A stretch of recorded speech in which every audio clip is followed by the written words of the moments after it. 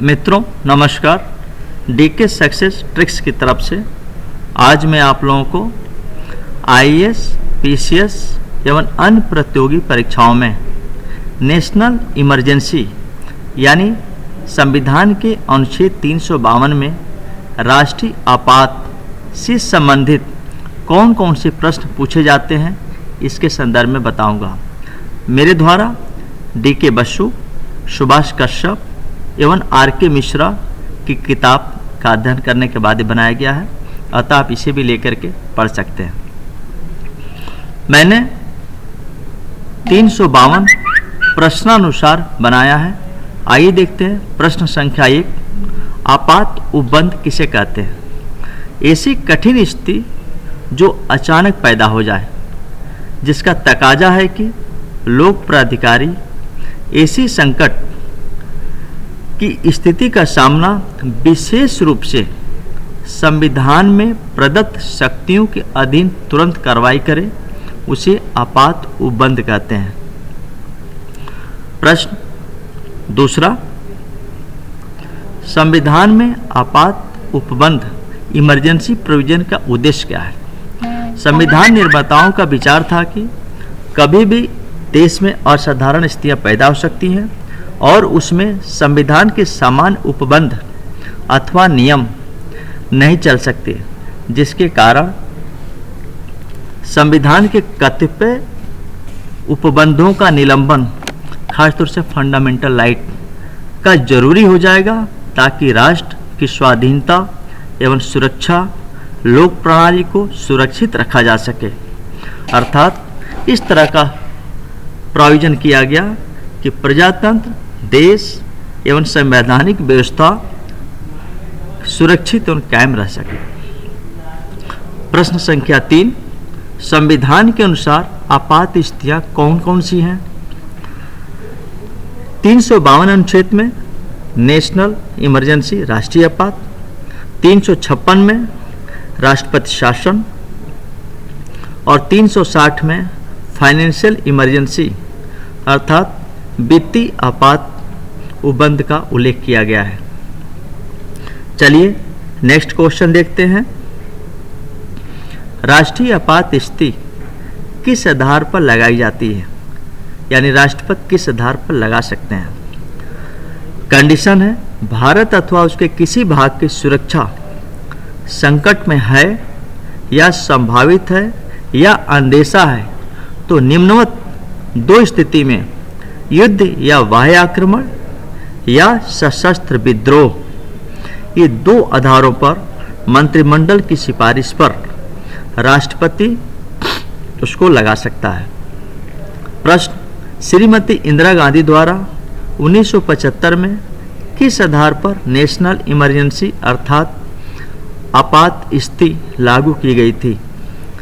1975 में प्रधानमंत्री इंदिरा गांधी द्वारा आंतरिक अशांति, नोट करिए, आंतरिक अशांति के आधार पर नेशनल इमरजेंसी लागू की गई थी। लेकिन जनता दल की जब सरकार 1978 में आई थी, तो 44वें संविधान संशोधन करके आंतरिक अशांति के स्थान पर सशस्त्र विद्रोह कर दिया गया था। ये इंपॉर्टेंट क्वेश्चन है, कई बार पूछा गया है, अतः आप ध्यान दें किस आधार पर लगती है और 1975 में क्या चेंज किए गए थे। नेक्स्ट क्वेश्चन है, राष्ट्रीय आपात का प्रभाव क्या होता है? अनुच्छेद 352 के अनुसार राष्ट्रीय आपात की घोषणा के बाद संघ अर्थात केंद्र सरकार की शक्ति का विस्तार राज्य की कार्यपालिका शक्तियों के प्रयोग के संबंध में किसी राज्य को निर्देश दिए जाने तक हो जाता है। यानी राष्ट्रीय आपात में संपूर्ण पावर केंद्र सरकार को राज्य सरकार के ऊपर मिल जाती है। यानी समस्त प्रकार के निर्देश और उसका पालन केंद्र सरकार अपने हाथ में ले लेता है और राज्य सरकार के अधिकार समाप्त हो जाते हैं। नेक्स्ट, यदि कोई राज्य राष्ट्रीय आपात में केंद्र द्वारा दिए आदेश अथवा निर्देश को नहीं मानता है, तो उस स्थिति में क्या होगा? अनुच्छेद 365 यह कहता है कि यदि केंद्र सरकार के दिए गए आदेश राज्य सरकार नहीं मानता है तो यह मानते हुए कि उसका शासन ठीक से नहीं चल रहा है और राष्ट्रपति शासन लगाने के लिए पर्याप्त आधार मान लिया जाएगा, और वो अगर केंद्र सरकार चाहे तो वहाँ इस आधार पर राष्ट्रपति शासन उस राज्य विशेष में लगा सकता है। अगला प्रश्न है, भारत में आज तक कितनी बार अनुच्छेद 352 अर्थात राष्ट्रीय आपात का प्रयोग किया गया है? अब तक कुल 3 बार राष्ट्रीय आपात का प्रयोग किया गया है।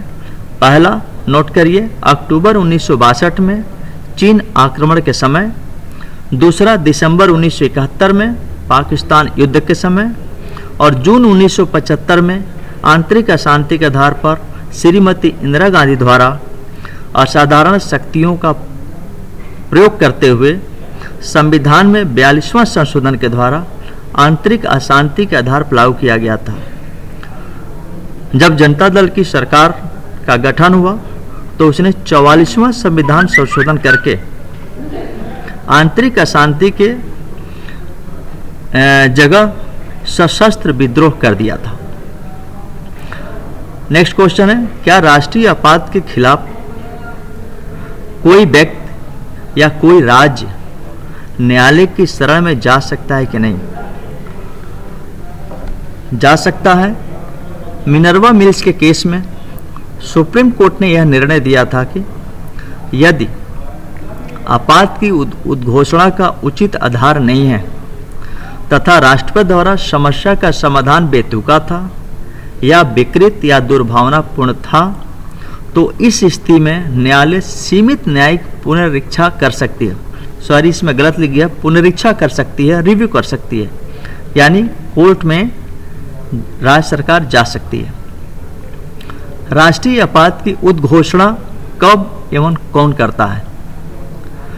उत्तर है, राष्ट्रीय आपात की उद्घोषणा राष्ट्रपति प्रधानमंत्री की मंत्रिमंडल की सिफारिश पर करता है। और कब करता है? युद्ध, वायु आक्रमण या सशस्त्र विद्रोह होने की स्थिति में 352 का प्रयोग राष्ट्रपति करता है। नेक्स्ट क्वेश्चन है, क्या आपात उपबंध संपूर्ण भारत क्षेत्र पर लागू होते हैं या किसी विशेष भूभाग पर भी लागू किया जा सकता है? उत्तर, दोनों ही संभव है। जैसा चाहे पूरे भारत पर भी लागू किया जा सकता है और किसी विशेष राज्य या क्षेत्र पर भी लागू किया जा सकता है। अगला क्वेश्चन है, क्या राष्ट्रपति अपने विवेक से राष्ट्रीय आपात नेशनल इमरजेंसी लागू कर सकता है? उत्तर, नहीं। क्यों?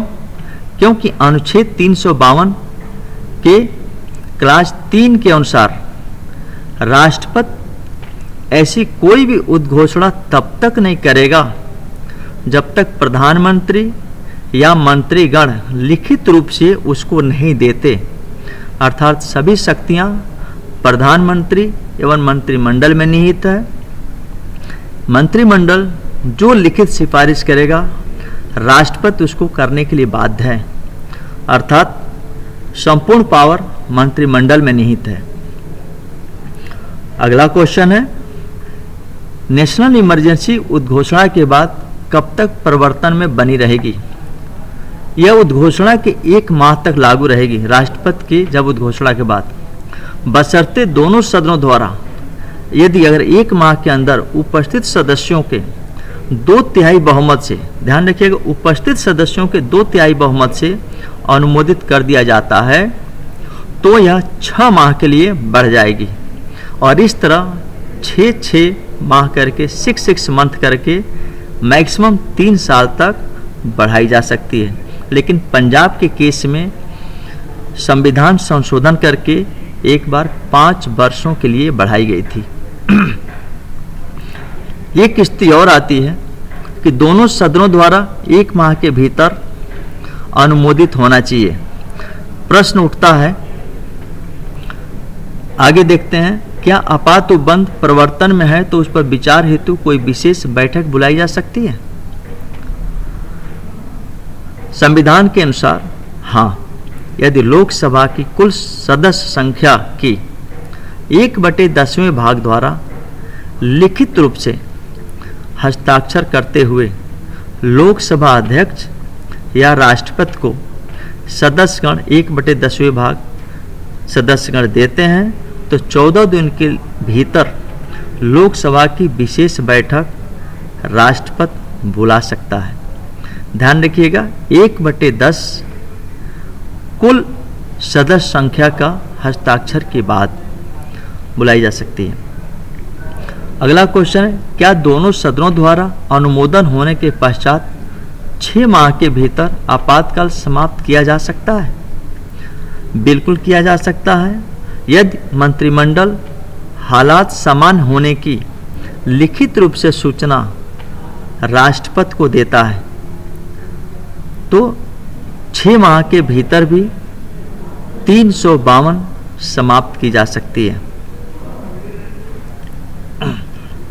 यह वीडियो देखने के लिए धन्यवाद। अगर आपको वीडियो अच्छा लगा हो तो कृपया सब्सक्राइब करें ताकि जो वीडियो मैं बनाता जाऊं आपके पास आसानी से पहुंच सकें।